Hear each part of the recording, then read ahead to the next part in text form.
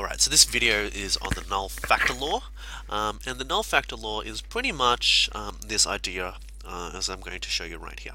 So if I have the brackets x, and if I have the brackets y right here, and I want to work out a particular number that will make this equation make sense, we can have a look at this case right here.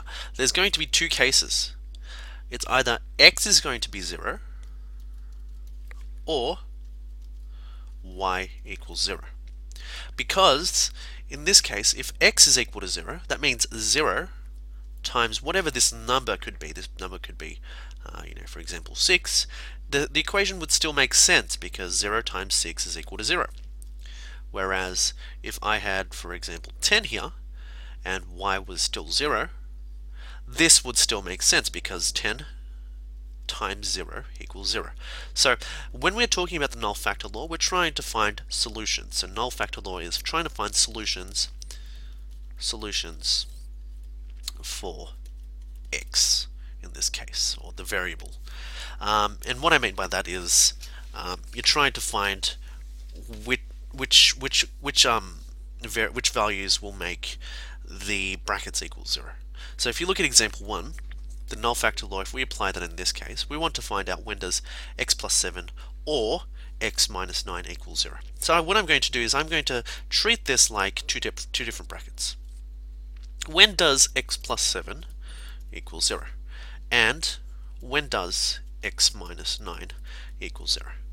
Well, if we solve this, when does x plus 7 equal 0? When x equals minus 7. You can see right here if we just solve for x, and it kind of makes sense if you read it out algebraically as well. Minus 7 plus 7, that equals 0. So if you apply that to this side right here, we get x is equal to 9, because 9 minus 9 is equal to 0. So our two solutions in this case is going to be x equals 9 or x equals 5. It's important to distinguish or. Because you can see right here that if x is equal to minus 7, let's just treat this example as x equals minus 7. What happens? We get minus 7 plus 7 with the first brackets, and with the second brackets we get minus 7 minus 9 equals 0.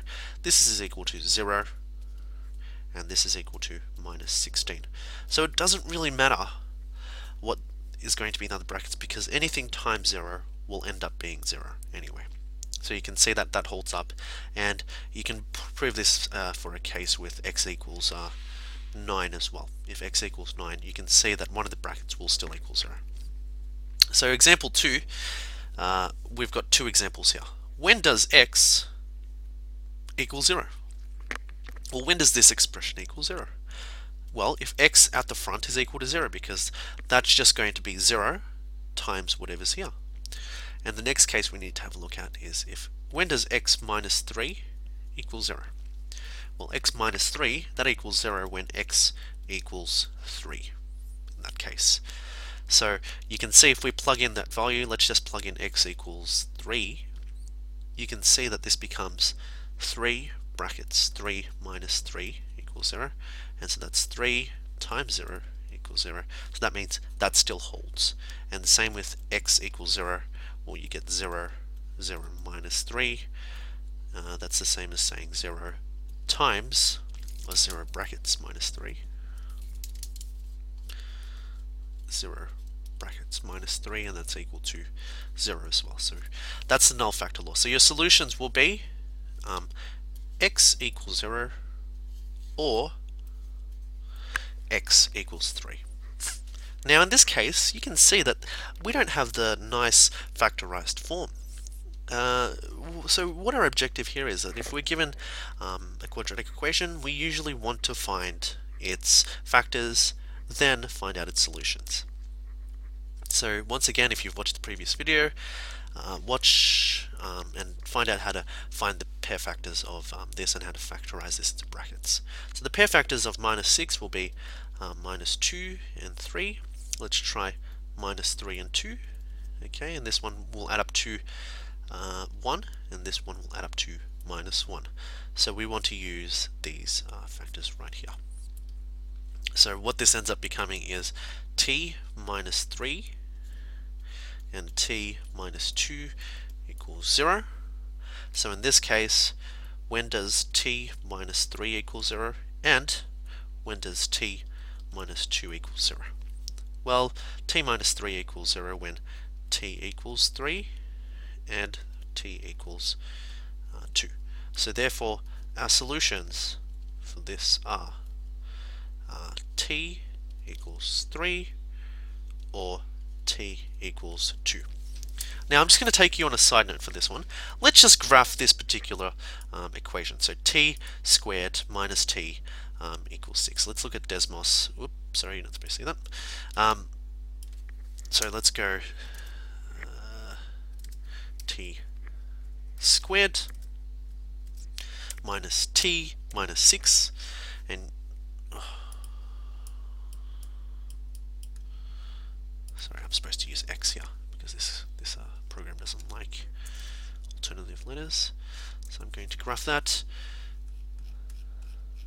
and you can see that when you graph this, our two solutions lie at x equals minus 2 right there and x equals 3. So that falls into why we actually solve using the null factor law, because these tell us, these numbers tell us where our x-intercepts are for the parabolas. Now let's have a look at the next case. So this is 2v squared plus 11v plus 5 equals 0. Now you need to make sure that you have watched the previous videos to learn how to factorize something like this. So I'm just going to take the number at the front, multiply it by there. I'm going to switch to red because everything's blue at the moment. So this becomes v squared plus 11v plus 10 equals 0. And so what are the two factors of 10 that add up to give 11? 10 and 1. So 10 plus 11, so 10 plus 1 is equal to 11. So our two factors are v plus 10 and v plus 1. And we have to divide by the original coefficient. So this is going to be divided by 2. Divide by 2. So this simplifies to v plus 5 and brackets v plus a half. So you can see here we're not really done yet because we need to pull this denominator at the front. So this becomes v plus 5 and this becomes 2v plus 1. Now we can start applying the null factor law in this case. So when does this equal 0? So again, if you've followed the pattern of the previous videos, previous examples, when does v plus 5 equals 0? Well, v plus 5 equals 0 when v equals minus 5. Likewise, when does 2v plus 1 equal 0? 2v plus 1 equals 0 when 2v equals minus 1 and when v equals minus 1 on 2. So our two solutions are v equals minus 5 or minus 1/2. And let's just double check that on the graphing program as well. So 2v squared plus 11v plus 5.